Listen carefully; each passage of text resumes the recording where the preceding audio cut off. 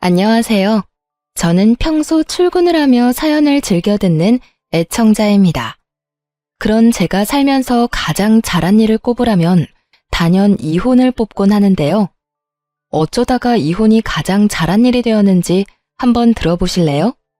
남편과 전 같은 회사 선후배 사이로 제가 선배이고 남편이 후배였어요. 남편은 제 마음에 들지 않는 후배였고 남편 역시 제가 마음에 들지 않는 선배였죠. 그렇게 저흰 한마음 한뜻으로 눈만 마주쳤다 하면 싸워댔고 싸우다 정든다더니 죽어라 싸우다 보니 어느 순간부터 그 싸움이 재미있기도 한 것 같고 어쩌다 웃는 남편의 얼굴이 잘생겨 보이기도 하고요. 그러다 정신을 차려보니 불꽃 튀기게 싸우던 저희는 불꽃 튀기게 사랑을 하고 있더군요. 그렇게 남편과 전 짧은 연애를 하곤 결혼까지 하게 되었어요. 남편은 저와 결혼을 하던 해에 좋은 기회가 생겨 회사를 옮기게 되었고 회사도 달라지고 나니 부딪히는 일도 줄고 더욱 사이가 좋아졌죠. 연인이 되기 전 피가 터지게 싸웠던 터라 연인이 되고 난 후에나 결혼을 하고 난 후에는 크게 싸우는 일이 없었는데 그런 저희 사이에도 가족이 끼이니 크게 싸울 일이 생기더군요. 남편과 전 둘 다 장남 장녀였는데 저희 두 사람 다 동생이 2명씩 있었고 싸움은 거기에서 시작되었습니다. 제 두 동생은 모두 밥벌이는 하고 있었고 특히 남동생은 사업을 꽤 크게 해 친정에 도움이 되고 있는 반면에 남편의 동생들은 취업도 하지 못하고 속된 말로 시댁에 빨대를 꽂고 지내고 있었어요. 그 당시 남편과 전 돈 관리를 따로 하고 있었는데 그건 쌍방의 합의로 이루어진 것이 아닌 남편의 일방적인 통보와 우김으로 인해 그렇게 하기로 한 것이었어요. 저의 반대에도 돈 관리를 따로 하자고 우긴 건 다 이유가 있었는데 그건 동생들과 시댁에 돈을 보태주려고 그랬던 것이었더라고요. 아무래도 돈 관리를 함께 한다면 자연스럽게 제가 알게 될 것이고 제가 알면 온갖 잔소리와 간섭을 할 것이 분명했기에 제가 무어라 입을 떼기 전 미리 선수를 친 것이었죠. 우연한 기회에 모든 사실을 한 저는 남편에게 크게 화를 냈지만 남편은 그 특유의 귀찮다는 표정으로 저에게 이렇게 말하더군요. 내가 번 돈으로 내가 우리 집에 쓰겠다는데 상관하지 마. 아 진짜 내가 당신 이럴까봐 돈 관리 따로 하자고 했던 거라고. 당신이 알면 분명 이렇게 노발대발할 게 뻔해서. 할 말이 없더군요. 미리 말하지 못해서 미안하다며 저를 살살 달래도 모자랄 판국에 적반하장도 유분수지 되레 화를 내고 드니깐요. 남편의 말에 저 역시 마음이 상할 대로 상해버렸고 네 마음대로 해라는 말을 마지막으로 더는 그 일에 대해선 말을 꺼내지 않았습니다. 이야기를 또 꺼내봤자 큰 싸움이 될 것이 뻔했고 남편이 도와준 금액이 그리 크지 않은 적당한 선에서 도움을 주고 있었던 터라 그냥 넘어가기로 했던 것이었죠. 저흰 그렇게 한 차례 부부싸움을 무사히 잘 넘겼고 그 후론 나름 잘 지내고 있었어요. 제가 말을 꺼내지 않으니 남편 역시 말을 꺼내지 않았고 제가 침묵함으로써 남편이 저에게 화를 냈던 것이 미안했는지 더욱 다정하게 대해주더라고요. 그 자존심에 미안하다는 말은 하지 않았지만 온 행동으로 미안하다고 하고 있었으니 저는 그걸로 되었다 하고 생각했어요. 그렇게 시간은 흘러 생각만 해도 머리가 지끈해오는 명절이 다가왔습니다. 시댁은 제사를 지내지 않아 그저 간단한 식사만 하면 되는데도 불구하고 제 머리가 지끈해오는 것엔 다른 이유가 있었는데요. 그건 다름 아닌 시모의 하소연 때문이었어요. 한마디로 몸은 전혀 힘들지 않은데 정신이 힘든 그런 미쳐버릴 것만 같은 상황이었죠. 배부른 소리 한다고 생각하시는 분들이 계실 텐데요. 시모의 하소연은 고작 한두 시간에 끝나는 그런 하소연이 아닙니다, 여러분. 정말 말 그대로 사람이 미치기 직전까지 끈질기게 쫓아다니며 하는 그런 하소연이에요. 제가 시댁에 발걸음을 들이는 순간부터 친정으로 가는 그 순간까지 잠자고 화장실 가는 순간만 빼고 옆에 붙어 하소연을 하는데 그거 정말 고문이 따로 없습니다. 그날도 마찬가지로 시모는 제가 집으로 들어서자마자 이렇게 외치더군요. 아가, 왜 이제 왔니? 내가 너 기다리느라 목 빠지는 줄 알았어. 이 외침과 함께 시작된 시모의 수다는 다른 날과는 달리 다른 것도 포함되어 있었는데 그건 다름 아닌 시모의 장남, 즉 저의 남편의 자랑도 포함되어 있더군요. 이것 봐라. 너무 고급스럽지 않니? 내가 며칠 뒤에 동창회에 가는데 마땅히 들 가방이 없지 뭐니. 그래서 우리 장남한테 전화해서 하소연을 좀 했더니 글쎄 우리 장남이 아까 이걸 나한테 주는 거 있지? 혹시 네가 골라준 거니? 그럴 리가요. 전 남편이 이 가방을 샀는지도 몰랐는걸요.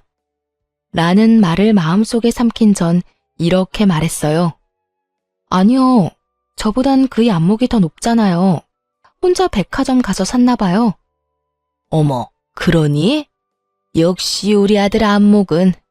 이 고급스러운 자태 좀 봐라. 모르긴 몰라도 이거 들고 동창회 가면 그 옆편 애들 뒤로 나 자빠질 게다. 아우, 생각만 해도 통쾌해. 어머님 좋으시겠어요. 좋다 마다. 다른 사람도 아닌 우리 장남이 사준 건데 집안 갑오로 물려주고 싶은 심정이다 얘. 그렇습니다.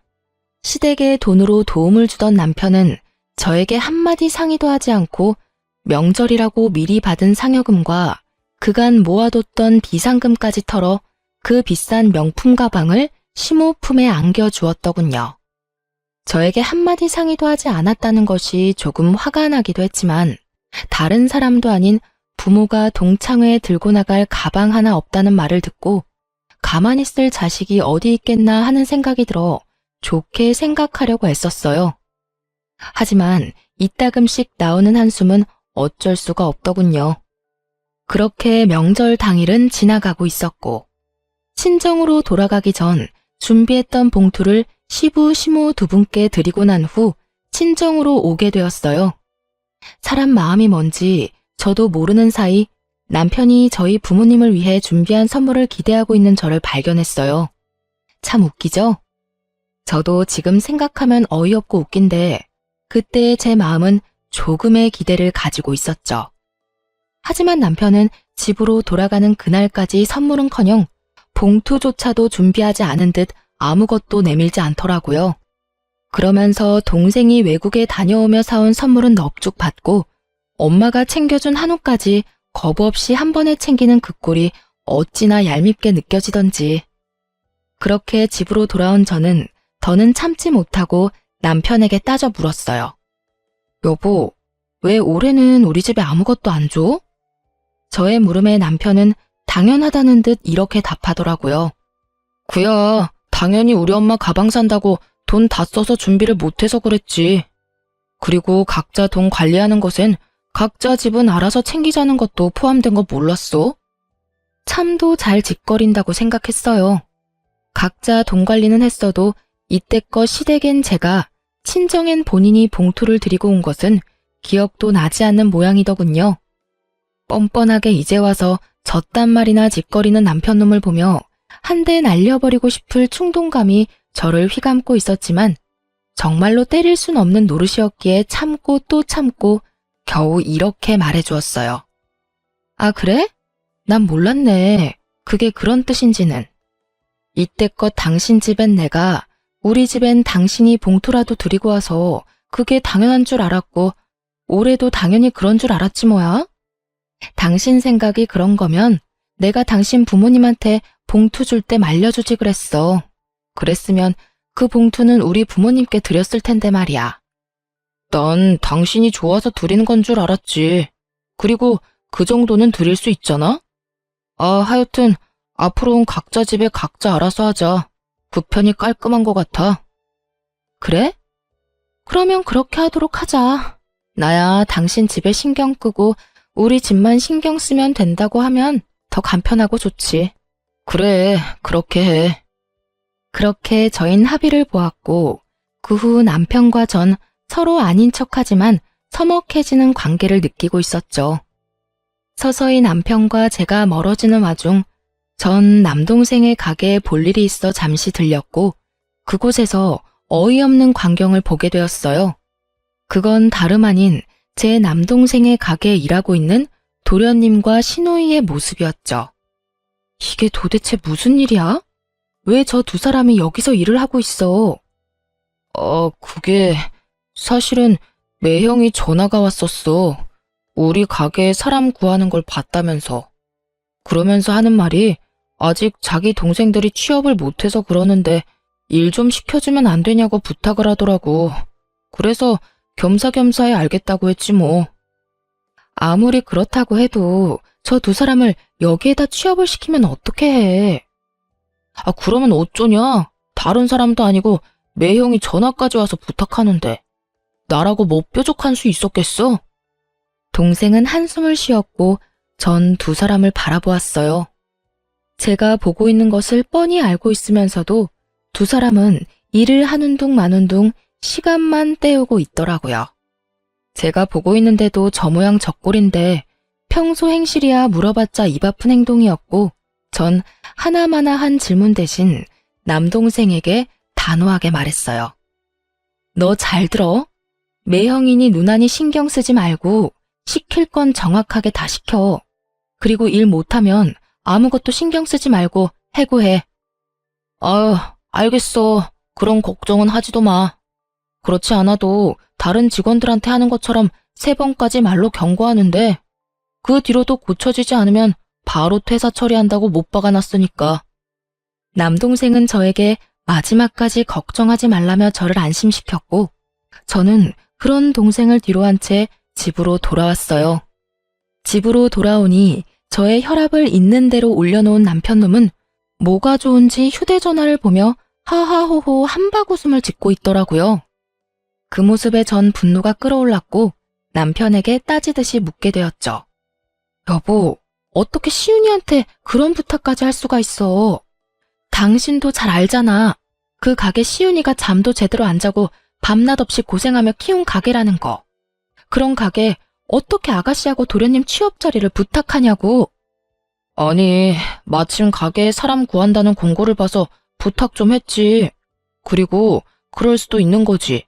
뭐 그런 거 가지고 이렇게 화를 내? 가족끼리 서로 돕고 사는 거지 뭐. 그런 걸로 야박하게 구냐고. 야박하다니 참 어이가 없더군요. 남동생이 하는 가게는 자동차에 관련된 가게였는데 관련 지식이 없다면 그곳에서 할 일이 거의 없다고 해도 무방한 일이었죠. 그런데 자동차라면 개뿔 쥐뿔도 모르는 신우이와 도련님이 그곳에 취업을 했다는데 제가 화가 나지 않게 생겼나요? 그것도 동생이 어떻게 일군 가게이며 사업인 줄 뻔히 아는 저로서는 더욱 화가 치밀어 오를 수밖에 없었죠. 그걸 말이라고 해? 그쪽으로 관련해서 아무것도 모르는 사람들을 왜 부탁을 하냐고. 100번 좋게 생각해서 청소나 전산 업무 같은 걸 본다고 하더라도 그게 2명이나 필요한 일이냐 이 말이야. 부탁을 하려거든 둘 중에 한 명만 부탁할 것이지 왜 둘 다 거기 밀어 넣어놨냐고. 당신 말이 좀 심하다. 그러니까 당신은 내 동생들이 당신 동생 돈이나 축내고 있다. 이 말이 하고 싶은 거지? 하는 일 없이 월급이나 받아간다.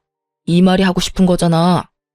그렇게까지 말한 적이 없는데 남편은 스스로가 찔렸는지 비비 꼬며 말하기 시작했고 저 역시 그날만큼은 그냥 넘어갈 마음이 없었던 터라 참지 않고 할 말을 모두 쏟아내어 버렸어요. 난 그렇게까지 말한 적도 말할 의도도 없었는데 그딴 식으로 말하는 거 보니 당신이 그렇게 생각하고 있었나 보네? 그나마 다행스럽긴 하네. 다른 사람도 아닌 당신이 그렇게 생각하고 있으니 적어도 당신 동생들한테 일 똑바로 하고 월급 받아갈 생각하라는 말 정도는 할 수 있을 거 아니야. 뭐라고? 너 지금 말 다 했냐? 다 했겠냐? 아직 100분의 1도 못했거든? 다른 건 다 생략하고 이 한마디는 할게. 기왕 시작한 일 성실히 열심히 하라고 좀 전해줄래? 방금 가게 갔다 왔는데 난 처음엔 손님인 줄 알았어. 아무것도 안 하고 멀뚱멀뚱 걸레 들고 돌아다니길래 일을 그따위로 하며 월급 받아가면 안 되지. 알겠어? 내 동생이 땅 파서 돈 버는 것도 아닌데 말이야. 너 진짜 말이 너무 심한 거 아니야? 내 말보다 내가 이런 말까지 하게 만드는 이 상황이 너무 심한 거야. 이 심한 상황은 당신이랑 당신 동생들이 만들었고. 다시 한번 말하는데 패 끼치지 말고 잘하지 않아도 되니 제발 열심히만 해달라고 전해줘. 이건 화가 나서 하는 말도 아니고 비꼬는 말도 아니고 당신 동생들을 위해서 하는 말이야. 이왕 시작한 일 시간 낭비하지 말고 뭐라도 배우면 좋을 테니 말이야. 제 말에 남편은 아무런 말도 하지 않았고 그렇게 저희의 대화는 끝나버렸어요. 그날 이후 남편과 저의 사이는 되돌릴 수 없을 만큼 멀어져 버렸고 그러는 사이 친정엄마의 생신이 다가왔어요. 전 매년 하는 대로 식당 예약을 했고 그 와중에 남편은 급하게 처리해야 하는 일이 생겼다며 조금 늦을 수도 있으니 기다리지 말고 먼저 식사를 하라는 연락만 남긴 채 소식이 없더군요. 그리하여 전 준비해둔 선물을 챙겨 혼자 예약한 식당으로 향했고 남편이 말한 대로 먼저 밥을 먹으며 기약 없는 남편을 기다리고 있을 때였어요. 주문한 접시들은 하나둘 바닥을 보이기 시작했고 이제나 저제나 올까 싶던 남편이 어두운 표정을 하고 저희가 있는 룸으로 들어오더군요. 여보, 무슨 일 있어? 저는 걱정스러운 마음에 속삭이듯 남편에게 물었고 충분히 들릴 만한 거리였는데도 불구하고 남편은 아무런 대답이 없더군요. 앞에 놓인 수저 세트의 포장도 뜯지 않은 채 망부석처럼 앉아만 있는 남편 때문에 생신 식사 자리는 그야말로 초상집 분위기가 되어가고 있었어요. 그렇게 무거운 분위기에서 식사가 끝이 나고 뒤이어 나온 차를 입으로 밀어넣는 것인지 코로 밀어넣는 것인지 알 수 없는 그때 남동생이 도저히 안 되겠다 싶었는지 남편에게 물어오더라고요. 왜 형, 무슨 일 있으세요? 표정이 너무 안 좋은데요. 남동생의 물음에 이때껏 무건수행을 하던 남편은 득달같이 화를 내며 동생에게 쏘아붙이기 시작하더군요. 무슨 일? 몰라서 물어? 처남이 내 동생들 잘났다며? 어떻게 처남이 내 동생을 그리 모질게 내칠 수가 있어? 내가 부탁까지 했는데. 그래요. 남편에게 생긴 급한 일은 도련님과 시누이의 일이었고 그 일이라는 건 제 동생이 두 사람을 해고한 것이었어요. 저 역시 전혀 몰랐던 일이기에 동생을 바라보았고 남편의 역성을 가만히 듣고 있던 동생은 긴 한숨을 쉬더니 이렇게 말하더군요. 왜 형, 일단 진정하고 이것부터 보고 화를 내도 내세요. 이렇게 말을 한 동생은 휴대전화를 꺼내 남편과 저에게 내밀었고 그곳엔 도련님과 시누이가 번갈아가며 포스기에서 돈을 야금야금 꺼내가는 모습이 반복되어 재생되고 있었어요. 저도 웬만하면 그냥 넘어가려고 했어요. 기분 상하지 않게 좋은 말로 몇 번이나 말도 했었고요. 그런데 한두 번도 아니고 몇 번씩이나 돈을 꺼내가는데 도저히 그냥 둘 수가 없더라고요. 동생의 말이 끝나고 남편의 얼굴을 살피니 화가 엄청 난 것 같더군요. 하지만 자신이 무어라 입댈 상황이 아니란 걸 잘 아는 남편은 말하는 대신 얼굴을 붉히곤 가만히 있더라고요. 동생들을 대신해 한마디 사과의 말도 없는 남편의 몰상식한 행동에 동생 역시 기분이 상했는지 먼저 가보겠다고 말하며 부모님과 막내 동생을 데리고 가버렸어요. 그렇게 저와 남편만이 남게 되었죠. 다른 날도 아니고 엄마의 생신날. 이런 분위기가 되어버리니 제 기분도 썩 좋진 않더군요. 그것도 제가 그렇게 우려했던 시누이와 도련님의 잘못된 행동으로 이런 상황까지 왔다는 사실도 크게 한몫했고요. 화가 꽤 난 저도 어떤 말을 해야 할지 몰라 입을 다물고 있는데 남편 놈이 감히 입을 떼기 시작하더라고요. 네 동생이 내 동생들한테 얼마나 짜게 굴었으면 저딴 짓까지 했겠어? 이 무슨 말도 안 되는 소리를 짓거리고 있는 것인지 처음엔 제 두 귀를 의심했습니다. 뭐라고? 지금 당신 뭐라고 했어? 네 동생이 내 동생들한테 월급을 얼마나 작게 줬으면 저딴 짓까지 했겠냐고. 애들이 얼마나 생활이 힘들었으면 저런 짓을 다 해? 전 기가 막혀 웃음이 나왔고 한참을 웃던 저는 남편의 그 말도 안 되는 생각을 부셔주었어요. 야, 네 동생들 다른 직원들 월급보다 훨씬 많이 챙겨줬어. 아, 월급이 아니구나. 주급으로 받아가셨단다. 생활이 힘드셔서. 그렇게 자기들 편의까지 다 봐주면서 데리고 있었더니 그딴 짓거리나 했다는 게 말이나 돼? 그것도 몇 번씩이나? 충동적으로 어쩔 수 없는 상황이라서 딱 한 번 그랬다고 해도 뜨악스러운데 뭐? 한두 번이 아니라고? 진짜 어이가 없네. 이 와중에도 당신은 당신 동생들만 생각하지? 제 말에 남편은 입을 꾹 다무는 것도 잠시 여전히 화를 내며 동생들이 가져간 돈을 그까짓 푼돈이라고 하며 돌려줄 테니 얼만지 알아내 알려달라고 하더군요. 전 알겠다고 하며 자리에서 일어났고 남편 역시 제 뒤를 따랐어요. 식당을 나오며 전 하던 대로 계산을 했고 남편은 그마저도 마음에 들지 않는다는 투로 이렇게 말하더군요. 남의 동생 해고시키고 월급 주던 돈도 남아 돌 텐데 계산이나 하고 가지 왜 그냥 갔대?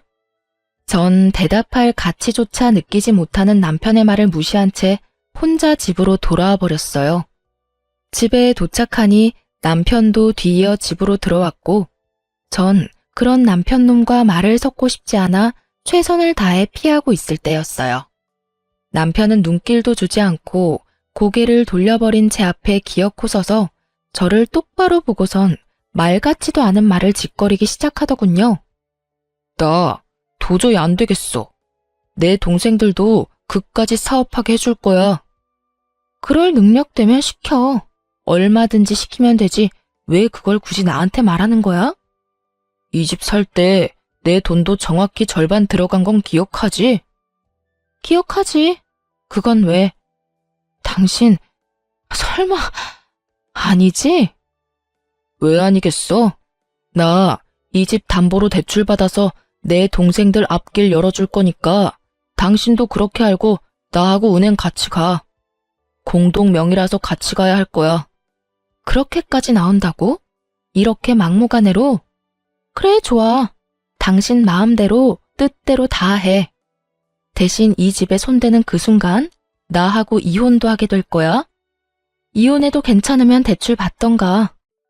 이혼? 해. 하면 되지.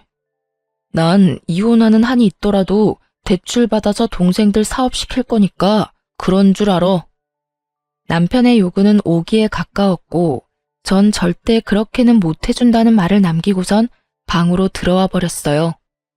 그렇게 시작된 부부싸움은 끝날 기미가 보이지 않았고 서로에게 상처를 주는 말만 주고받을 뿐 대출 이야기는 나오지 않고 있었어요. 그렇게 싸움으로 시간 낭비를 하고 있는 와중에 야속하게도 시모의 생일이 다가왔고 전 남편의 말을 잘 듣는 아내가 되기로 했죠. 각자 집은 각자 알아서 잘 챙기자던 남편의 말을요. 전 매년 시부모님들의 생신이 되면 어김없이 평이 좋다고 소문이 난 식당을 예약해 모셨었고 저의 그런 대접을 꽤 좋아하셨었어요. 하지만 저는 남편의 뜻에 따라 아무것도 하지 않기로 했고 예약뿐만 아니라 매년 준비했던 봉투와 선물조차도 준비하지 않았죠. 시간은 째깍째깍 흘러가는데 저에게서 아무 연락이 없자 다급한 시모에게서 먼저 전화가 왔더라고요. 아가, 올해는 어디서 하니? 연락이 와야 할 시간이 지났는데 아무 연락이 없어서 먼저 전화해봤어. 아, 그이가 알아서 한다고 해서 저도 기다리고 있어요. 어머님 아들 안목 잘 아시잖아요. 아마 모르긴 몰라도 엄청 좋은 장소로 구하느라 연락이 늦어지나 본데 조금 기다려보세요. 근사한 곳에서 저녁 대접하려나 보죠. 어머, 그러니? 역시 우리 아들이 최고지. 그건 그렇고 이번에 우리 개모임 하는 친구들이랑 이번에 여행을 가기로 했는데 그 경비가 꽤 많이 들 것 같아. 그냥 그렇다고. 대놓고 경비 이야기를 꺼내는 시모의 의중이야 뻔했고 전 속이 시꺼먼 시모에게 저녁에 보자는 말을 하고선 전화를 끊어버렸어요. 그리곤 휴대전화를 내려놓는데 남편에게서 전화가 오더군요. 오늘 어디서 보기로 했어? 그걸 왜 나한테 물어? 매년 당신이 예약했었잖아. 올해는 어디 예약했는데? 나 예약 안 했는데? 당신이 앞으로는 각자 집 각자 챙기자고 했잖아. 기억 안 나? 저의 말에 남편은 도리어 저에게 따지고 들며 화를 내더라고요. 당신 진짜 이럴 거야? 매년 당신이 했으면 올해도 당연히 당신이 했었어야지. 내가 왜 그래야 하는데? 각자 알아서 챙기자고 말한 사람도 당신이고 우리 엄마 생일날 버젓이 빈손으로 와서 뚱한 얼굴로 내내 자리만 지키다가 결국 그 자리를 망쳐버린 것도 당신이었어. 그래서 정말 식당 예약 안 했다는 거야? 당신 지금 나한테 복수해? 내가 장모님 생신 자리 망쳤다고 나한테 복수하는 거냐고. 망친 건 알고 있다니 정말 다행이다. 말이 나왔으니까 하는 말인데 당신은 그따위로 행동해놓고 나한텐 어머님 식당 예약까지 바란다고? 뻔뻔한 거야, 생각이 없는 거야? 그리고 난 복수 따위를 하는 게 아니라 당신이 시키는 대로 바라는 대로 해준 것뿐이야. 다시 한번 말하는데 당신이 당신 입으로 그랬잖아. 앞으로 당신 집은 당신이, 우리 집은 나보고 챙기라고. 그래서 하는 말인데 나한테 이럴 시간에 네 엄마 모실 식당이나 알아봐. 저의 말에 남편은 신경질적으로 전화를 끊어버리더군요. 한참 뒤 남편에게선 약속 장소가 어디인지 알리는 문자가 왔고 전 그 장소를 향했어요. 평소 제가 모시던 고급 식당과는 달리 남편이 급히 예약한 곳은 룸식 중식당이었고 그래서 그런지 시작부터 분위기가 좋진 않더군요. 거기에다 매년 떡 케이크까지 주문해서 가지고 갔던 제가 빈손으로 등장하니 명색의 생일 모임은 케이크도 없는 자리가 되어버렸죠. 그래도 자식이 3명이나 되는데 왜 케이크 하나 준비한 인간이 없는 것인지 참 대단하다 싶더군요. 남편도 이런 상황이 민망했는지 분위기를 띄우려 부단히 애써보았지만 남편의 노력에도 분위기는 점점 가라앉기만 하더군요. 그도 그럴 것이 생일 분위기를 띄우기 위해 주문을 하고 나면 바로 생일 선물과 함께 봉투를 내밀곤 했었거든요. 이번엔 식당 예약도 못해 중식당에 앉아있고 생일인데 케이크도 없고 시모 품에 안겨 있어야 할 선물과 봉투도 없으니 시모의 표정이 점점 굳어가는 것은 당연한 일이었어요. 결국 죽상을 하고 있던 시모는 저에게 먼저 손을 내밀더군요. 혹시 선물 준비 못해서 그런 거라면 매년 주던 봉투라도 줘도 되니 얼른 다오. 기다리다 못 빠지겠어. 이렇게요. 전 무언가를 대단히 바라고 있는 시모에게 딱 잘라 이렇게 말을 했어요. 아, 선물이랑 봉투요? 아범한테 못 받으셨어요? 그것도 올해부턴 아범이 챙긴다고 해서 제가 따로 준비 안 했는데요. 이렇게 말을 마친 전 밥을 먹기 시작했고 저의 나몰라라 하는 태도에 저를 제외한 시댁 식구들의 표정은 묻다 못해 썩어지고 있더군요. 통쾌하지만은 않더군요. 고작 제가 신경을 쓰지 않고 챙기지 않았을 뿐인데 엉망진창이 되어버린 그 상황이 말이에요. 분명 저의 잘못은 하나도 없지만 불편하기 짝이 없는 그 상황을 애써 무시하며 밥만 열심히 먹었고 남편은 그런 저를 한번 쏘아보고선 젓가락을 거칠게 내려놓더군요. 너희 놀고만 있지 말고 하고 싶은 사업 구상해서 가지고 와봐. 응? 그게 무슨 말이야, 오빠? 그러게. 갑자기 무슨 사업? 형이 투자해 줄 거야? 그래. 내가 대출 받아서 투자해 줄 테니까 기가 막히는 아이템으로 잘 구상해서 와. 남편의 말에 시동생들은 얼싸안고 기뻐했고 전 나지막한 목소리로 남편을 불렀어요. 여보, 진심이야? 마지막이었던 저의 물음은 남편에게 닿지 않았고 시동생들과 시모는 얼굴에 웃음꽃이 피며 남편을 찬양하고 있더군요. 우리 장남, 우리 아들, 역시 통 큰 거 좀 봐라. 동생들 걱정하는 건 우리 장남밖에 없구나. 오빠, 정말이지. 나중에 가서 딴 말하기 없기다. 오빠 최고야, 정말. 형, 정말 고마워. 그렇지 않아도 나도 취업 말고 사업이 하고 싶었는데 어떻게 내 맘을 딱 알았지? 정말 형 고마워. 그렇게 되돌이표 같은 찬양들이 이어지고 있었고 저는 정말 마지막이라는 생각과 함께 남편을 부르며 남편의 옷가지를 잡아 끌었지만 돌아오는 것은 뿌리치는 손길과 저를 향한 멸시의 눈빛뿐이었어요. 그때서야 전 확신했죠. 미루고 미루던 참고 또 참아왔던 순간이 바로 지금이라는 것을요. 모든 것을 결심하고 나니 비로소 머리가 가벼워지더군요. 이렇게 후련한 걸 왜 지금에서야 결심하게 된 것인지.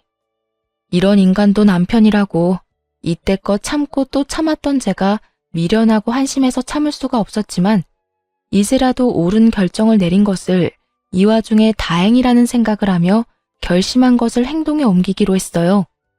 전 아무 말 없이 가방에서 고이 간직해왔던 이혼 서류를 내밀었어요. 그동안 머릿속에서 몇백 번이고 남편의 얼굴에 던졌지만 현실에선 차마 그렇게 하진 못했죠. 그리고 짧고 간단하게 선포했어요. 우리 이혼하자. 저의 갑작스럽지만 당연한 이혼 선포에 남편 대신 시모가 되물어 오더라고요. 너 갑자기 그게 무슨 말이니? 이혼이라니? 말 그대로예요. 이혼하려고요, 저희. 이 사람은 집 담보로 대출을 받아서라도 동생들 사업 자금을 대주고 싶고 전 그런 꼴은 못 보겠는 걸 어쩌겠어요? 그래서 동생들 사업 자금 대주는 날엔 이혼하는 날이라고 몇 번이나 말했는데 이렇게 나오는 거 보니 저하고 이혼하고 싶은 거 아니겠어요? 아니 얘, 무슨 그런 일로 이혼까지 한다고 이 난리야. 가족끼리 서로 돕는 게 무슨 이혼 사유까지 된다고. 그러지 말고 좋게 좋게 생각하렴. 얘들이 잘 되면 너희한테도 좋지 않겠어? 이혼 사유가 될지 안 될지는 변호사 만나서 상담해 볼 테니 걱정하지 마시고요. 혹시나 이혼 사유가 되지 않는다고 해도 다른 이혼 사유들이 차고 넘치니까 이혼은 꼭 하려고 해요. 저의 눈빛엔 흔들림이 없었고 그랬기에 말투 또한 단호했어요. 그런 저와는 달리 남편의 눈빛은 속절없이 흔들리고 있었고 목소리 역시 떨리고 있더군요. 너 진짜 오늘 같은 날 꼭 이렇게까지 해야겠어? 오늘 다른 날도 아니고 우리 엄마 생신이야. 이런 날 꼭 이렇게까지 분위기를 망쳐야겠냐고. 그깟 이혼 얼마든지 해줄 테니까 일단 그 입 좀 다물고 조용히 있어. 남편의 말을 들은 전 더욱 조용할 수가 없겠더라고요. 그렇게 부모 생일이 중요한 인간이 불과 얼마 전 저희 친정엄마 생일엔 왜 그런 행동을 했는지 도무지 이해가 되지 않았거든요. 너 말 한 번 잘했다. 네 부모 생일은 그렇게나 중요한데 우리 부모님 생일은 중요하지도 않았어? 그래서 우리 엄마 생일날 그렇게 깽판을 쳤던 거야? 그날은 그럴 만한 이유가 있었잖아. 기억 안 나? 누구보다 기억이 생생했던 전 시부에게 모든 사실을 알려드렸어요. 아버님도 잘 알고 계시죠? 아가씨랑 도련님, 제 동생 가게에서 일하다 그만둔 거. 아니, 정확히는 쫓겨났다가 맞겠네요. 일하게 해달라고 부탁해서 자동차에 대해서 알지도 못하는 두 사람 일하게 해줬더니 글쎄 돈을 야금야금 빼돌렸다고 하더라고요. 그것도 한 번도 아닌 여러 번이요. 화가 머리끝까지 난 시부는 역정을 내기 시작했어요. 뭐라? 이런 정신 나간 것들이 내가 너힐 그렇게 가르쳤어? 어디서 도둑질이야 도둑질이. 그것도 사돈 총각 가게에서. 제정신 박힌 것들이 할 짓이야 그게? 그런 짓을 하다 들켰으면 손이 발이 되게 빌지는 못할 망정 뻔뻔하게 남의 탓을 해. 너희 당장 사돈 총각한테 가서 빌어. 아빠, 이미 다 지나간 일이야. 이제 와서 빌면 뭐해? 그래요, 아버지. 우리보다 나이도 어리다고요. 그 밑에서 일한 것도 자존심 상하는데 그 어린 놈한테 가서 빌라뇨. 전 절대 못해요. 생각만 해도 자존심 상한다고요. 이것들이 아직 정신 못 차리고 너희보다 어린 사돈 밑에서 좋다고 일할 땐 언제고 뭐? 자존심이 상해? 그렇게 자존심이 중요한 인간들이 도둑질은 왜 해? 너희 사돈 총각한테 가서 빌기 전까진 집에 들어올 생각도 하지 마. 알겠어? 이렇게 말한 시부는 자리를 떠버리고 시모는 욕설과 함께 저를 탓하며 원망 섞인 말들을 쏟아내더군요. 넌 꼭 일을 이렇게까지 만들어야만 속이 시원하니? 제가 뭘 어쨌다고 이러세요? 그 몰상식한 짓거리들을 한 건 어머님 자식들이고 전 그 몰상식한 어머님 자식들이 어떤 짓거리를 했는지 있었던 일 그대로 아버님께 알려드렸을 뿐이에요. 어디서 감히 내 자식 탓을 하는 게야? 넌 지금 이 상황이 안 보이니? 니까지 것 때문에 그 화목하던 우리 집이 풍비박산이 났다. 어떻게 책임질 거야? 입은 삐뚤어졌어도 말은 바로 하라고 했어요. 아줌마 집안이 풍비박산이 난 게 왜 내 잘못인가요? 엄연히 그건 남의 가게에서 돈이나 훔치던 저 두 인간이랑 자기 가져온 깨지든 말든 자기 동생들한테 돈 퍼붓겠다고 한 저 사람 때문이죠. 누누이 말씀드리는데 저희가 이혼까지 하게 된 상황에는 제 잘못은 없어요, 아줌마. 뭐라고? 너 지금 뭐라고 했니? 아줌마라고 했니? 그럼 뭘 해도 제 탓으로 돌리는 그쪽한테 계속 예의라도 차려주길 바랬어요? 어떻게 하죠? 저는 그럴 생각이 전혀 없는데요. 저의 발언에 시모의 분노는 극에 달한 듯 온몸을 부들부들 떨고 있더군요. 그런 시모의 세 자식은 입을 꾹 다문 채 저를 노려보고 있었고요. 이혼까지 하겠다고 한 마당에 더는 들어줄 이유가 없던 전 시모에게 한마디 던져주고 그 자리를 박차고 나왔습니다. 아줌마, 제발 부탁인데요. 자식들 교육이나 똑바로 시키고 내 탓을 하려거든 하세요. 네? 집으로 돌아온 저는 남편에게 문자를 보냈어요. 이혼하고 집이 정리될 때까진 집에선 제가 지내겠다고 했고 남편 역시 제가 꼴도 보기 싫었는지 집으로 돌아오지 않더군요. 그 후론 뻔하게 흘러갔습니다. 남편과 시동생들에겐 번갈아가며 입에 담지도 못할 욕설들이 문자로 왔고 문자로 만족하지 못한 시모에게선 전화까지 오더군요. 무슨 일이세요? 왜? 아줌마는 전화도 하면 안 되니? 할 말 있어 전화까지 했으면 말씀하세요. 괜한 시비 걸지 마시고요. 버르장머리 없는 년이 말하는 뻔세하고는 네 년 때문에 요즘 우리 집 분위기가 어떤지 알아? 남의 집 풍비박산을 내놓으니까 후련하니? 제 가정도 덕분에 풍비박산이 나서요.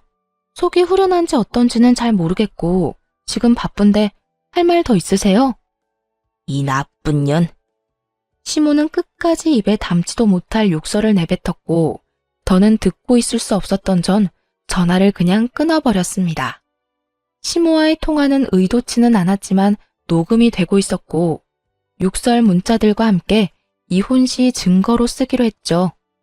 이후 전 이혼 전문 변호사를 선임하게 되었고 그렇게 이혼을 진행하고 있는데 동생의 가게에 시동생들이 와 난동을 피우고 있다는 소식을 듣게 되었어요.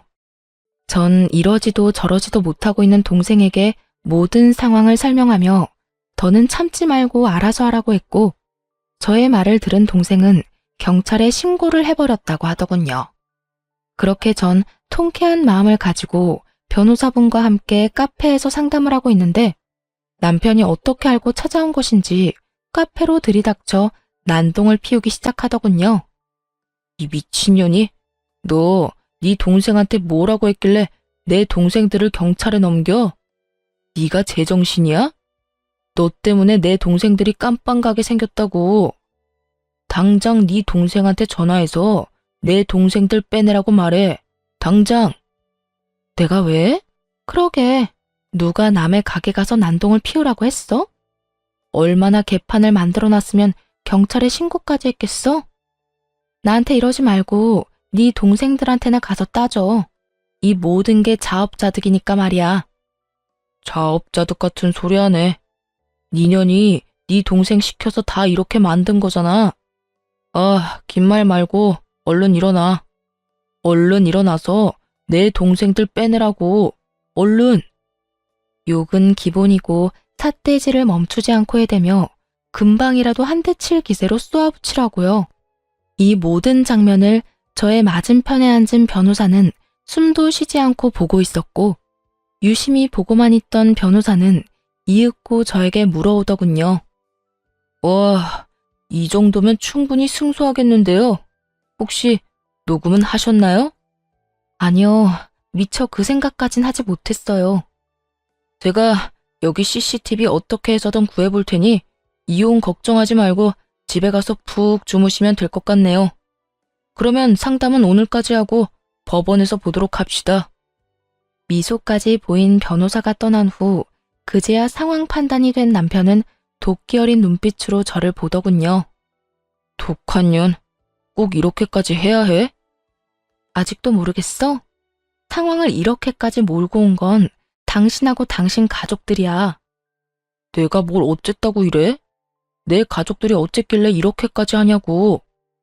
그걸 모른다는 사실이 놀랍지도 않다 정말. 여기까지 쫓아와서 피해자 코스프레나 하는 걸 보니 시간이 남아 도는 것 같은데 그럴 시간에 이혼할 준비나 해. 저의 말을 들은 남편은 제가 반응할 틈도 없이 저의 뺨을 때려버렸고 전 그 자리에서 곧바로 경찰에 신고를 해버렸어요. 남편은 경찰서까지 가게 되었고 소식을 들은 시모와 시부가 저를 찾아왔더군요. 시모만 왔었더라면 절대 합의란 없었을 텐데. 며느라기야, 나를 봐서라도 한 번만 용서해주면 안 되겠니? 이 모든 게 자식 잘못 키운 내 탓이다. 이렇게 내가 용서를 비마. 미안해. 정말 미안하단다. 고작 내 사과로 네 마음이 풀어지진 않겠지만 그래도 한 번만 마음 넓게 쓰고 내 못난 자식들 좀 구해주렴. 응? 평소 저에게 잘 대해주던 시부가 이토록 진심으로 용서를 구해오는데 안 된다 싫다는 말이 차마 나오지 않더군요. 그래서 동생과 함께 남편뿐 아니라 시동생들도 합의를 해주게 되었어요. 그 후 저의 이혼은 순조롭게 진행되었고 남편 시댁 식구들에게 각각 위자료를 받고 이혼하게 되었어요. 집은 판 후 정확히 반반으로 나눠 가졌고요. 그렇게 1년 저는 저대로 잘 지내고 있었어요. 결혼 후 싸웠던 기억이 더 많았던 터라 이혼에 대한 후회보단 왜 그런 인간이랑 결혼을 했을까에 대한 후회가 남아있을 뿐이었죠. 그러던 어느 날 퇴근을 하는데 회사 앞에 전 남편이 기다리고 있더군요. 행색이 눈뜨고 볼 수도 없을 만큼 형편없는 전 남편이요. 여기까지 무슨 일이야? 그게 할 말이 있어서 왔는데 어디라도 들어가서 이야기 좀 할까? 이러면서 저를 잡아 끄는데 순간 소름이 온몸에 돋아 그 손을 획 뿌리쳐버렸어요. 그럴 생각 없으니까 내 몸에 손대지 마. 할 말 있으면 여기서 짧게 하고 얼른 꺼져. 마주하고 있는 것도 역겨우니까. 저의 말에 남편은 우물쭈물 망설이는가 싶더니 말릴 새도 없이 무릎을 꿇고 빌기 시작하더군요. 한 번만 살려주라. 나 길거리에 나앉게 생겼어. 이렇게 시작한 전 남편의 하소연은 그야말로 가관이더군요. 전 남편은 결국 집을 판 돈으로 동생들에게 투자를 해줬다고 하더라고요. 그것도 모자라 미리 당겨받은 퇴직금과 대출까지 받았다고 하고요. 죽었다고 생각하고 열심히 해도 망할 수 있는 것이 사업인데 그 게을러 빠진 것들이 노력이나 제대로 했겠어요? 자신감 넘치는 동생들의 사업은 손대는 것마다 망해 나갔고 전 시댁의 집까지 담보로 대출을 받아 또 가게를 열었지만 그 역시도 망했다고 하더군요. 너무나도 뻔했던 결과라 솔직히 통쾌하다는 기분조차도 들지 않았어요. 그저 내 앞에서 무릎을 꿇고 있는 저 인간이 빨리 내 눈앞에서 사라져줬으면 좋겠다는 생각뿐이었죠. 그런 하소연이나 하려고 나 찾아왔어? 네 엄마도 그렇게 날 붙잡고 하소연만 해대더니 정말 두 사람 소름 끼치게 똑같아. 저의 말에 전 남편은 고개를 푹 숙였고 이내 개똥 같은 말을 뱉어내기 시작하더군요. 여보, 내가 정말 잘못했다는 거 알아. 나 정말 반성 많이 했고 많이 깨달았어. 내가 진작 당신 말을 들었어야 했는데 그땐 자존심 때문에 당신이 하는 말이 다 나하고 우리 집안을 무시하는 걸로만 들리더라고. 그래서 더 못나게 행동했어. 미안해. 진심이야. 전 남편은 눈물까지 흘리며 용서를 구하고 있었고 전 그런 전 남편의 모습이 구역질나게 싫었어요. 왜 이제 와서 저딴 말이나 짓거리고 있는지 도무지 이해가 되지 않기도 했고요. 그래서 하고 싶은 말이 뭔데? 나한테 사과하려고 찾아온 거야? 전 빨리 그 상황에서 벗어나고 싶었고 저의 의중을 눈치챈 남편이 저의 바짓가랑이 붙잡고 늘어지며 매달리기 시작하더군요. 나 다시 받아주면 안 될까? 당신 없이 도저히 살아갈 용기가 나지 않아서 그래. 당신이 한 번만 용서해주면 나 우리 집이랑 인연도 끊을 수 있어. 당신만 내 곁에 다시 와준다면 그까짓 가족 얼마든지 버릴 수 있다고. 너 드디어 미쳤니? 네가 가족까지 버린다고 하면 내가 받아줄 거라 생각한 거야? 정신 차려라 제발. 여보, 제발. 당신 나 사랑했잖아. 우리 사랑했었잖아. 이혼한 지 1년이 넘어가는데 이제와 사랑을 운운하는 전 남편이라 정말 어이가 없어 웃음이 다 나오더군요. 어줍잖은 말로 돌려보내봤자 또 찾아올 것이 분명했기에 전 남편의 손을 매몰차게 뿌리친 저는 단호한 어투로 이렇게 말했어요. 착각은 혼자 집에서나 해. 애먼 사람 찾아와서 괴롭히지 말고. 내가 경고하는데 한 번만 더 이런 식으로 찾아와서 사람 귀찮게 하면 그땐 스토킹으로 신고해서 회사 생활은 하지도 못하게 만들 거야. 알겠어?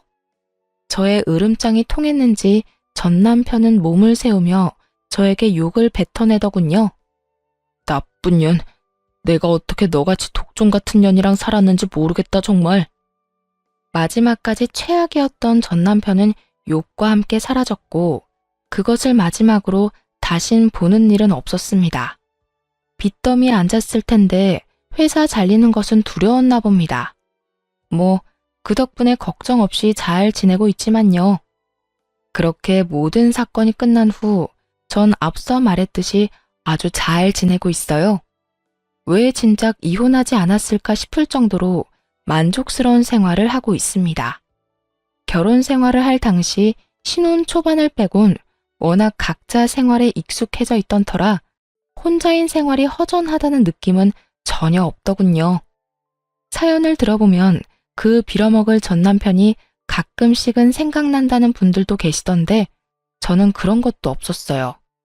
오히려 혼자인 지금의 삶과 생활이 더 익숙하고 편하다고 느낄 정도니까요. 특히 명절이 되면 더 좋은 거 있죠? 저희 집은 친척이 없어 명절이 되면 조금 외로운 감도 있었는데 요즘은 그럴 틈이 없어졌어요. 왜냐하면 긴 연휴 동안 부모님을 모시고 해외여행을 간다거나 연휴가 길지 않을 땐 국내의 공기 좋은 곳으로 여행을 다니고 있으니까요. 하여튼 전 더없이 좋은 날들을 지내고 있어요. 이로써 제 사연은 끝이 났습니다. 저의 긴 사연 함께 해주신 모든 분들 정말 감사합니다. 오늘도 좋은 하루 되세요.